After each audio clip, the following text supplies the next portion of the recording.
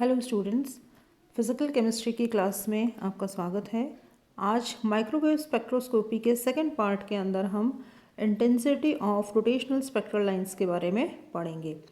जो पिछला लेक्चर था उसके अंदर आपको माइक्रोवेव स्पेक्ट्रोस्कोपी क्या होती है, उसका रीजन क्या होता है, रोटेशनल स्पेक्ट्रा हमें किन मॉलिक्यूल्स से मिलता है, आप लोगों को ये बताया गया था कि सिर्फ जो पोलर मॉलिक्यूल्स हैं वो ही रोटेशनल स्पेक्ट्रा देते हैं। और हमने इसके अंदर पिछले वीक के अंदर पिछला जो लेक्चर था हमारा उसके अंदर हम लोगों ने रोटेशनल स्पेक्ट्रा, रिजिड रोटेटर के एनर्जी लेवल्स और मोमेंट ऑफ इनर्शिया ये सारे हमने कैलकुलेट किए थे। और इस लेक्चर के अंदर हम आज पढ़ेंगे intensity of rotational spectral lines. हम लोगों ने सिलेक्शन रूल के बारे में पढ़ा था और एनर्जी के बारे में पढ़ा था, फ्रीक्वेंसी के बारे में पढ़ा था। अब ये जो इंटेंसिटी है स्पेक्ट्रल लाइंस की वो किन फैक्टर्स के ऊपर डिपेंड करती है वो हम इसमें आज पढ़ेंगे। तो जो स्पेक्ट्रल लाइंस हैं, जैसा कि हमें पता है कि सिलेक्शन रूल को अगर हम देखें तो डेल्टा जे की वैल्यू क्या होती है, +-1।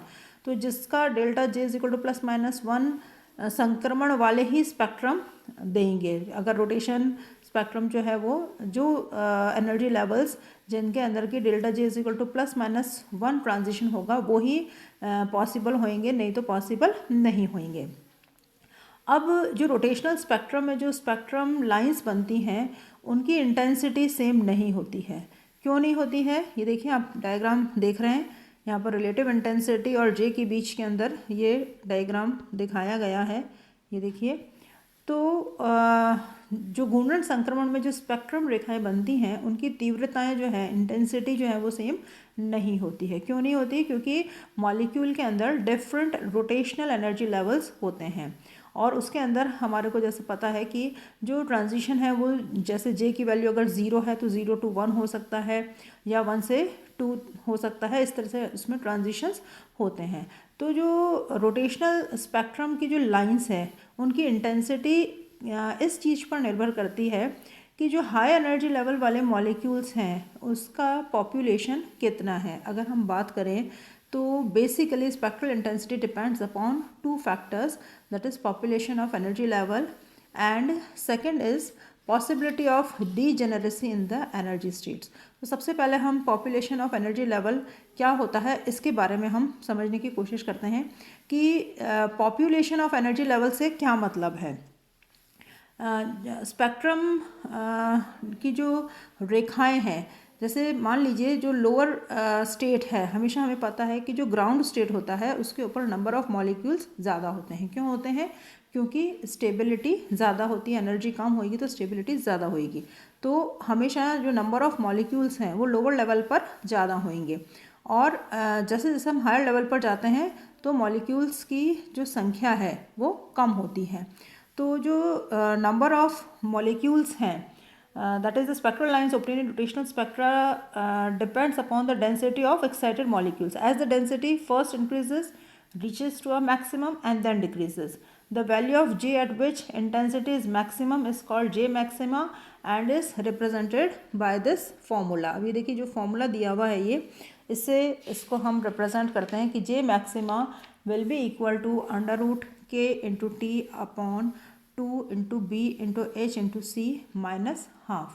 तो यहाँ पर K बोल्ट्जमैन कांस्टेंट है, T टेम्परेचर है केल्विन में और जो B है उसकी वैल्यू क्या है, H upon 8π² I into C पर centimetre. C is velocity of light, आपको पता है I क्या है, मोमेंट ऑफ इनर्शिया है, ये हम लोगों ने पिछले लेक्चर के अंदर पढ़ा था। तो ये जो स्पेक्ट्रल लाइंस है मैक्सिमम इंटेंसिटी की, ये देखिए आपको इसमें चित्र के अंदर आपको दिख रही है कि जो स्पेक्ट्रल लाइंस हैं यहाँ पे देखिए ये इस तरह से, ये जो इसका वो है रिलेटिव इंटेंसिटी का डिस्ट्रीब्यूशन है, ये इस तरह से होता है। जब मैक्सिमम है इसकी जे की वैल्यू तो इंटेंसिटी भी मैक्सिमम है। तो अब इसमें हम इससे ये क्या कंक्लूजन निकाल सकते हैं कि intensity of spectral line depend on the population of molecules in each energy level, or we can say कि greater is the population of energy level, greater is the number of molecules that can be promoted to the next higher level, and greater is the intensity of absorption. यानी कि जितने ज़्यादा energy level पर molecules होंगे, है ना, उतना ज़्यादा मॉलिक्यूल्स को हम हायर लेवल पर एक्साइट कर सकते हैं और उतना ही इंटेंसिटी एब्जॉर्प्शन की बढ़ती है। अब ये देखिए, ये जो है अब हम दूसरा फैक्टर पढ़ेंगे जो कहलाता है energy distribution using population distribution. जैसे देखिए, the pure rotational spectra have a constant difference equal to 2b. The lines are equally spaced as shown in figure. Another feature of the spectra is that the intensities of different transitions are not equal. The intensities increase with increasing J value, pass through maximum and then decrease as J increases further. अब जो Maxwell Boltzmann distribution law है, energy distribution है ये वाला, energy distribution using population distribution, जैसा अभी जो आपको मैंने बताया था कि दो फैक्टर्स के ऊपर ये डिस्ट्रीब्यूशन स्पेक्ट्रल इंटेंसिटी का निर्भर करता है। एक तो पॉपुलेशन ऑफ मॉलिक्यूल्स और दूसरा possibility of degeneracy in the energy state.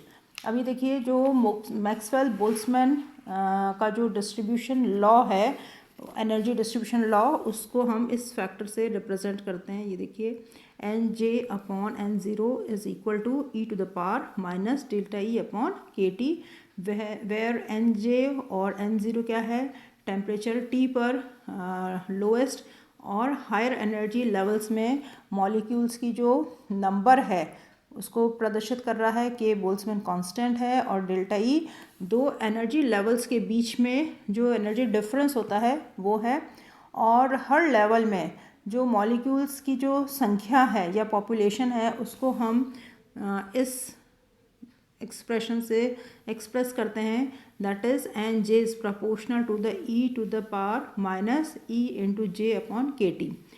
अब देखिए, जब अभी आपको मैंने डीजेनरेसी की बात कही थी, डीजेनरेसी का मतलब क्या होता है कि दो एनर्जी लेवल्स जिनके अंदर की सेम नंबर ऑफ मॉलिक्यूल्स हों।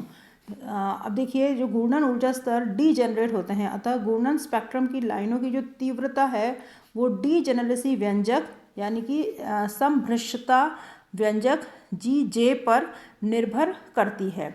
यहाँ पर डीजेनरेसी का अर्थ है कि मॉलिक्यूल में दो या दो से ज़्यादा जो एनर्जी स्टेट्स हैं वो सेम एनर्जी की हों। जैसे देखिए, यहाँ पर जो डीजेनरेसी है, डीजेनरेसी को कैसे रिप्रेजेंट करते हैं, तो एक डायटॉमिक मॉलिक्यूल के लिए जो डीजेनरेसी का जो इक्वेशन है वो ये वाला इक्वेशन है, G into J equals to 2j plus 1।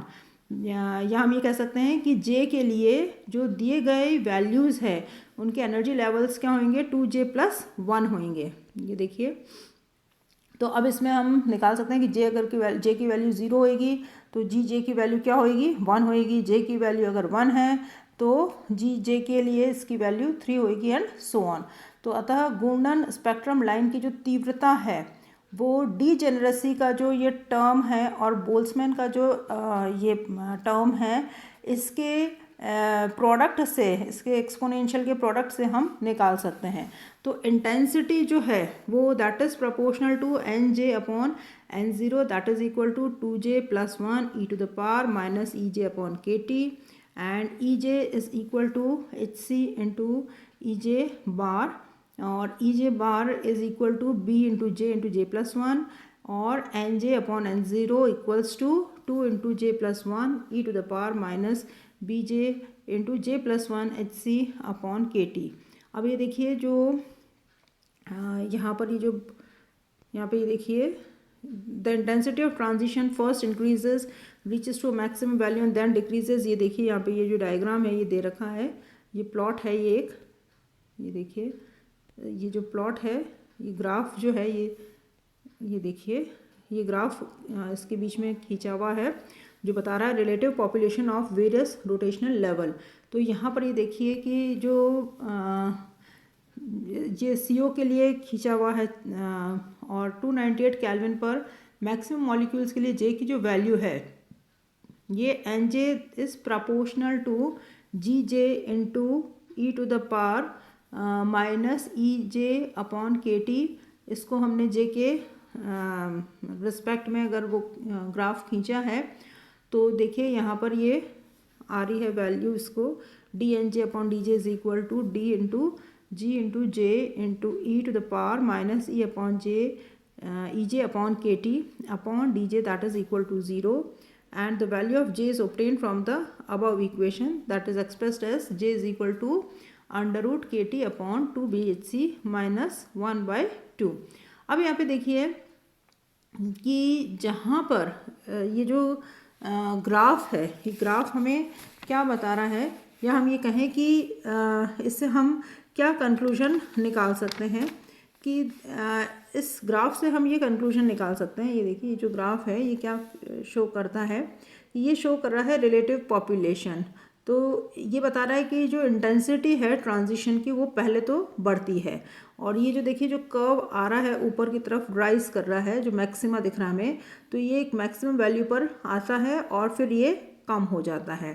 तो increase in value of J in each level decreases the density of molecules exponentially, while increase in value of J increases the degeneracy level। यहाँ हम ये कह सकते हैं कि population जो है that is proportional to e to the power minus ej upon kt, or we can say that population is proportional to 2j plus 1 or number of degenerate levels। यानी कि intensity of spectral line depends upon the population of rotational levels। If the transition takes place between low j values to high j values, line of low intensities will be observed, while maximum intensities will be obtained at or near the j value। हम ये कह सकते हैं, जैसे देखिए बहुत ही simple सी चीज़ है कि जो इंटेंसिटी है वो दो चीज़ों पे निर्भर कर रही है, एक तो number of molecules at that energy level, और दूसरा है डीजेनरेसी, है ना। तो एन जे अगर मान लीजिए हम अगर ये देखें कि अगर जे बढ़ेगा तो जो ये N J upon N zero है ये कम होगा, है ना। या हम इसको ऐसे ध्यान रखें कि अगर बी की वैल्यू बढ़ेगी, जे की वैल्यू बढ़ेगी, तो N J upon N zero क्या होगा, कम होगा। और जो इंटेंसिटी है, intensity is proportional to the number of molecules at that energy level. तो अगर मॉलिक्यूल्स की संख्या ज़्यादा होएगी तो इंटेंसिटी बढ़ेगी, कम होएगी तो ये कम होएगी। तो इस तरह से हम इसको समझ सकते हैं। अब इसकी जो एप्लीकेशन है, जो रिजिड रोटेटर है, इसकी जो एप्लीकेशन है वो क्या है, इसकी एप्लीकेशन है in the determination of bond length. Bond length हम निकाल सकते हैं ये रोटेशनल स्पेक्ट्रा के अंदर। अभी जो हम लोगों ने ये पढ़ा था मोमेंट ऑफ इनर्शिया, और उससे हमने एनर्जी और इंटरन्यूक्लियर डिस्टेंस के बारे में पढ़ा था, तो इसकी सहायता से हम बॉन्ड लेंथ निकाल सकते हैं। तो जो फ्रीक्वेंसी सेपरेशन है इससे इसको निकाल करके ये पॉसिबल है कि हम मोमेंट ऑफ इनर्शिया किसी मॉलिक्यूल का निकाल सकते हैं। और उसके लिए इक्वेशन क्या होगा, हमारे पास में जो इक्वेशन है ना, ये देखिए b is equal to h upon 8π² IC पर सेंटीमीटर। इसके अंदर I की वैल्यू है, तो b क्या मान से हम इसको निकाल सकते हैं। और इसको I को निकालने के लिए हम क्या कर सकते हैं कि जो मासेस ऑफ एटम्स हैं जो कि डायटॉमिक मॉलिक्यूल के अंदर प्रेजेंट हैं, इससे हम डिस्टेंस निकाल सकते हैं एटम्स के बीच का, और फिर इंटरन्यूक्लियर डिस्टेंस या बॉन्ड लेंथ हम निकाल सकते हैं with the help of this equation. ये वाला इक्वेशन है हमारा, ये रहा। हमको ये पता है कि b की वैल्यू क्या होती है, h अपॉन 8π² IC पर सेंटीमीटर। तो I की वैल्यू निकालनी, तो I की वैल्यू हम निकाल सकते हैं h अपॉन 8π² BC पर सेंटीमीटर से। और I क्या होता है, म्यू इंटू आर स्क्वायर होता है। R की वैल्यू क्या होती है, 1 upon mu under root to the power half. तो और म्यू को हम कैसे निकाल सकते हैं, m1 m2 upon m1 plus m2। तो अगर म्यू की वैल्यू अगर हम निकाल लें तो उससे हम आर की वैल्यू निकाल सकते हैं, और अगर हम आर की वैल्यू निकाल सकते हैं तो हम आई की वैल्यू निकाल सकते हैं। और इस प्रकार से हम बॉन्ड लेंथ जो है उसको कैलकुलेट कर सकते हैं। तो ये इसका जो रोटेशनल स्पेक्ट्रोस्कोपी का एक तरह से हम ये कह सकते हैं कि एक जो एप्लीकेशन है वो है डिटर्मिनेशन ऑफ बॉन्ड लेंथ।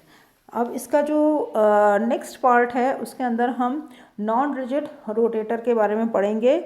उसके अंदर आपको उसका एनर्जी लेवल्स और उनका आपको उसका डेरिवेशन नहीं है, सिंपल क्वालिटेटिव डिस्क्रिप्शन है। तो नेक्स्ट लेक्चर के अंदर हम नॉन रिजिड रोटेटर के बारे में पढ़ेंगे। Thank you.